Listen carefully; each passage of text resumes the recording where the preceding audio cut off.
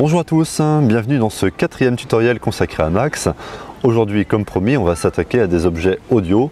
On va voir donc comment simplement lancer un son à partir de Max de différentes façons.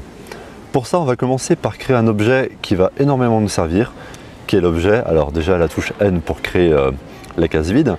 L'objet s'appelle sfplay tilde, c'est-à-dire la petite vague qu'on trouve souvent en espagnol. SF pour sound file et play pour indiquer que c'est un lecteur. Donc sfplay, c'est un objet qui va permettre de mémoriser un fichier son et après, au moyen de différentes commandes, de pouvoir déclencher ce son et envoyer le signal audio vers des enceintes. Je vais rajouter une petite chose après sfplay qui est le chiffre 2. Le chiffre 2 va signifier que je travaille avec un objet stéréo, c'est-à-dire avec un côté gauche et un côté droit. Maintenant, ce sfplay, je vais le relier à un autre objet. Alors celui-ci, il faut le retenir, il s'appelle EasyDAC tilde. Alors, si on fait simple, easy c'est pour facile, et DAC en anglais c'est Digital Audio Converter. En somme, c'est un convertisseur qui va du numérique vers l'analogique, c'est-à-dire vers ce qu'on entend. Ça passe donc d'un signal stocké sur l'ordinateur vers les enceintes. Et EasyDAC tilde, qui signifie qu'on travaille avec de l'audio, quand je clique à côté ou que je valide, se transforme en une espèce de petite enceinte grisée. Ça représente tout simplement les enceintes de mon ordinateur. Si je relie maintenant le côté gauche de sfplay vers le côté gauche de l'enceinte, je vais avoir le son qui circulera à gauche. Je fais pareil pour le côté droit et j'ai maintenant un son stéréophonique qui peut circuler. Ça, c'est la première étape. Maintenant, sfplay ne sait pas encore exactement qu'est-ce qu'il va bien pouvoir lire. Donc pour ça, on va passer sur une autre catégorie de fonctions, qui est ce qu'on appelle les messages. Alors les messages, je vous l'indiquais ici, on les déclenche avec la touche M. Alors pour bien faire la différence entre un message et un objet, l'objet ça représente une fonction et le message c'est une instruction qu'on envoie dans cette fonction, c'est un ordre qu'on lui donne. Et à sfplay, pour lui dire d'ouvrir un fichier son, je vais lui donner l'ordre Open. Alors faites attention à ne pas écrire Open dans un objet, écrivez-le bien dans un message avec la lettre M. Je place Open dans l'entrée de sfplay, je verrouille mon patch et quand je clique sur Open, il me propose donc de charger un fichier son qui se trouve sur mon disque dur. On y va, je prends le premier qui vient et voilà, je fais ouvrir. Donc le fichier est en mémoire, mes enceintes ne sont pas encore activées. Pour les activer, il suffit de cliquer sur le bouton, voilà, ça devient blanc et puis à partir de là, le son va pouvoir passer.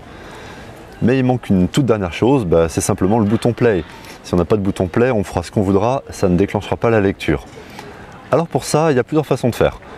On va commencer de façon très logique par un autre message.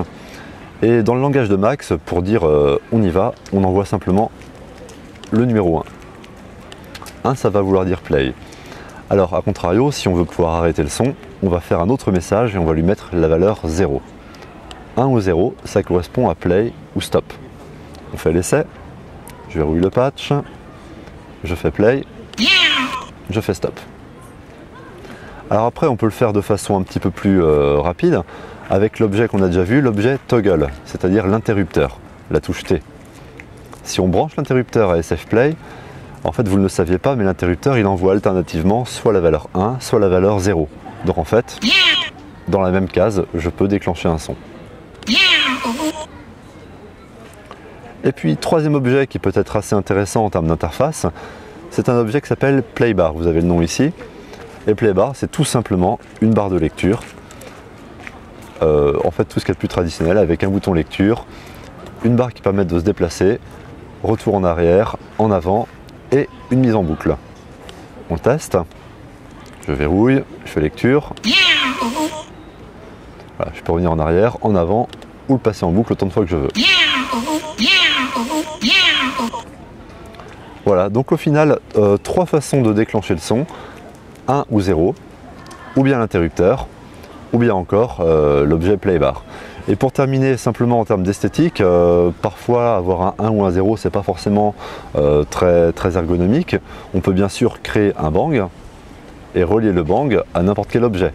Par exemple sur le 1, et comme ça en cliquant sur le bang, je déclenche le son. Alors bien sûr, voilà, j'ai laissé la boucle activée en haut, donc le son ne s'est pas arrêté. Voilà, c'est tout pour aujourd'hui. J'espère que ce n'est pas trop compliqué pour le moment, puisque ce sera un petit peu plus relevé la fois suivante, puisqu'on verra différentes façons de déclencher le son. Cette fois non plus à partir de la souris, mais à partir du clavier ou d'autres matériels. Voilà, bonne expérimentation à vous et je vous dis à bientôt. Salut!